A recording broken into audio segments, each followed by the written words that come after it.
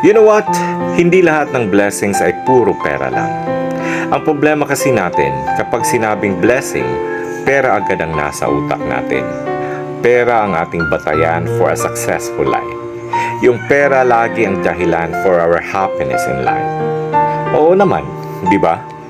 Kasi naggagawa natin lahat ng gusto natin dahil sa pera. Pero alam mo, magkaiba ang happiness at ang joy. Kasi ang happiness always requires happiness para magiging happy ka. Like for example, inaantay mo lagi ang sweldo para may pera ka. Kumain, bumili ng gusto mo, makagala kasama ang kaibigan at uminom.